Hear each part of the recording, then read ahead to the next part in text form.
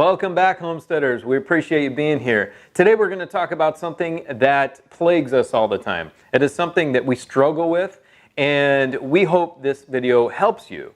And that is starting seedlings, both indoors and in the garden. There are several things that always happen to us, and I want to highlight for you that will hopefully help you out when you're starting your seedlings, highlighting the mistakes that we make all the time. On top of that, we got a couple of other cool things we want to talk to you about, some cool things we got going on here on the homestead. Let's go. So we've got these cool little fodder trays here. I'm making fodder for our chickens. We've got some oats in here. Check that out. Pretty neat. These cool little trays, look at that. We've got these pans that catch the water on the bottom, and these are perforated. So our grains can sprout and drain the water. And all I need to do right now is actually wet them down and drain the water out, because you need to do that 2 to 3 times per day until you have your fodder completely grown. These are on started day 2. Actually, the first day is the complete soak once they're dry. Yesterday and now today, I guess technically, is day 3. So we're gonna wet these down, and that'll be our first soaking for the day. Don't need much. Just get them wet. And these trays actually have a nice little lip actually on both sides, and you can just drain the water out that way.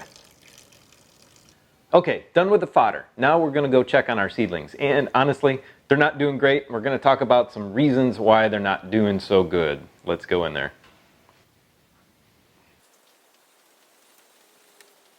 So here's where we start majority of our seeds on this shelf in this room here.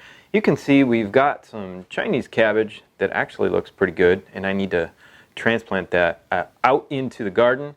We've got a couple of, I think this is broccoli that came up. All these are cruciferous vegetables, so they're all mixed up. But you can see, look at this legginess that we've got going on here. Oh, come on, camera, focus. We've got a serious problem with these leggy seedlings. And down here, we've got a serious issue with seedlings just not doing anything at all. They're yellow, they're not coming up very well, and this was Brussels sprouts, some Aubergine cabbage, and something else in the back there, I can't remember. We got some rapini up here that died off. Look at, it came up and the seedlings died off because they were so leggy. So you can see even some of the ones that grew in this row, some of them also died off. I'm actually honestly terrible at this, guys. We've got some new ones started down here, and I'll tell you what I did different with these. So the reason that some of the seedlings are leggy is because they do not have an even amount of light, and they're searching for light. So the light isn't strong enough, and at the beginning, I didn't have my grow lights on, and they actually germinated really fast, sprouted really fast, came up, and they were searching for the light out of this window. So they got really leggy going over to the window, searching for that light. Just wasn't intense enough overhead, and by the time I turned on my grow lights here, they're all messed up, and they're mostly dead. So I tried to replant, same deal. I don't know what happened to the replants. I got that third replant down on the bottom right there, and those are doing better, and they're coming up, and they're going to have a stronger stem. So those long leggy stems, you can correct that, but you have to do it quickly, and I don't think I did it quickly enough before a majority of them started to die. So I've got some strong light on them now. I turned it off because it's terrible on the camera. It's purple, and you can't even really see anything. It looks awful. Anyway, I'll turn these back on when I'm done with the vlog, but I want to go out in the garden because I also direct seed in the garden while I'm planting seedlings inside, because I have such a terrible record with starting plants. Now you guys have all seen my garden, and it usually looks really great, but that is through a ton of effort, and I go through a ton of seeds to get everything to grow. And because I'm just not good at it. So, well, big mistake I made here too. So the second tray, you see how small these are? These are as old as the top tray. What is the difference? I used a different soil. So on the top, These are in a top and actually the bottom one, the new one down there. These are in a seed starting mix. It's high in peat moss and vermiculite, and the ones in the middle are in a, not a seed starting mix, but a potting mix. Make sure when you're starting your seeds, you get a seed starting mix. I made that mistake. I just grabbed off the shelf and I grabbed 2 different ones. I wanted to try 2 different brands this year, 2 different brands to see which one would be better. Obviously, I found out because one is potting mix and totally not doing anything. Actually, these seedlings won't survive if I put them out. So I should just dump them and start over again. Although I am late, I'd be very late in the growing season. Anyhow, let's head outside. I gotta mention that another thing that will kill seedlings is called damping off. Damping off is when you get a specific bacterial infection in your seedling as it's starting to grow, and it comes from the soil or an unclean pot. I did have a couple that dampened off, and I didn't properly clean my little potting cups here, and it got the bacteria. Luckily, it didn't spread throughout the rest of the seedlings, but it didn't matter anyway because I had other reasons that they died off. So I want you to take into consideration all those different reasons, okay? Damping off, improper soil, improper light. It's hard to start these little buggers. It's hard to get these started. And it's also hard to get them started in the garden, and I'll show you why.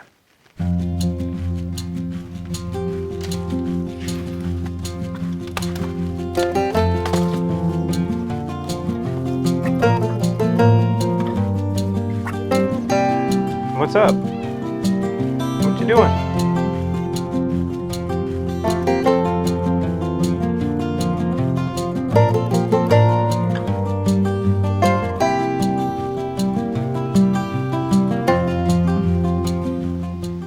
All right, we're heading to the garden. I'm going to show you my issue with my seedlings out there.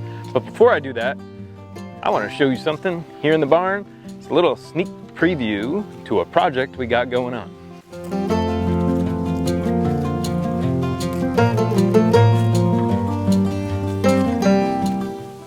We have got, what do we got here? What do we have? Can you figure it out? Can you figure it out? That's the fodder system that we're going to be doing for you. So show you how to make that chicken fodder in a little bit larger scale. So we don't need that much for our chickens, but hey, I'm going to build this system so when we do get more chickens, we will have enough capacity to do that fodder for them properly. All right, let's head to the garden. I'll probably do a project update video, but you can see when I did my Soshugiban siding here, I tried it different ways. You can see definitely one technique was better than the other technique. So we'll update y'all on those.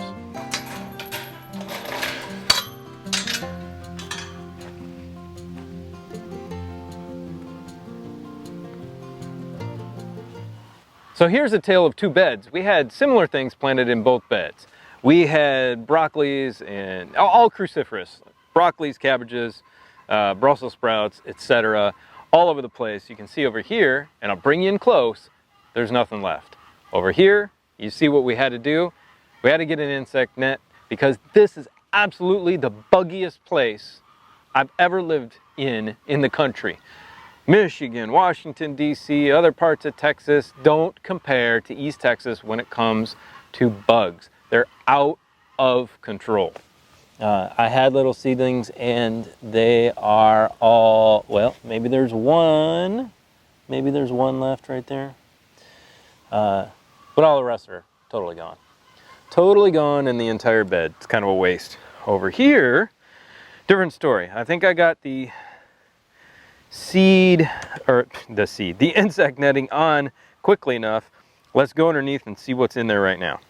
I've got fabric staples in here to hold it down and hopefully keep out as many bugs as possible. But you can look, let's get the camera under here. Oh yay, we've got some broccoli that are taking hold.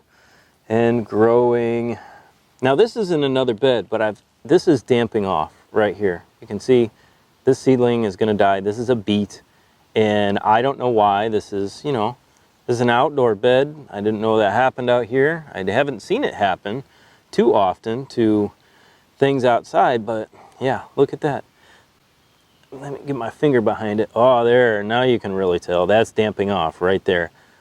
That seedling will die because it's attacked the stem and it's not going to do anything.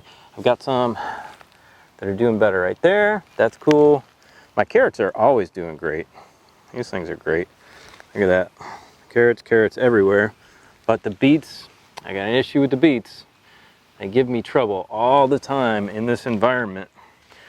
What else? Oh, we got garlic. We got some garlic coming up. Awesome. Oh yeah, garlic bed is rocking and rolling. Coming up really fast and slow as molasses, as always. Spinach.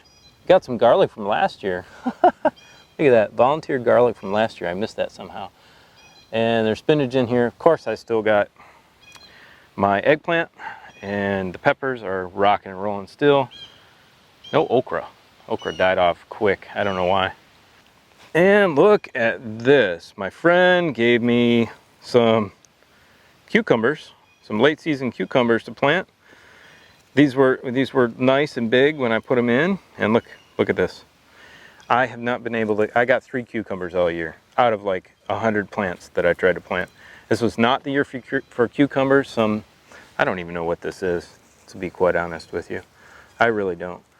I don't know what the problem is. Anybody knows what this disease is or what's going on with these cucumbers, let me know. So yes, I did spray, and look at my collards. Something's grabbing my collards here, cabbage looper or something of that nature. I don't know. I'll hit them again with the spray, and that's probably what nibbled off everything out of that bed over there.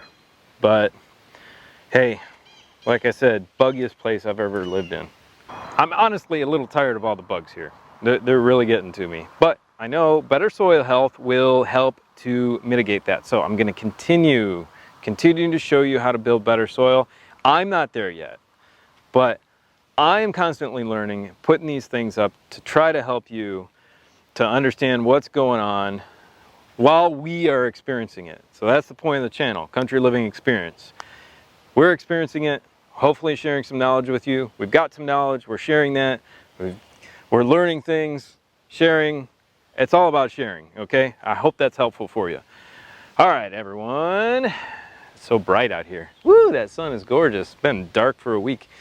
Anyway, have a great day. Hope you enjoyed the little tour around the garden and just our experience of what's happening to our seedlings and what the problems are that we've identified.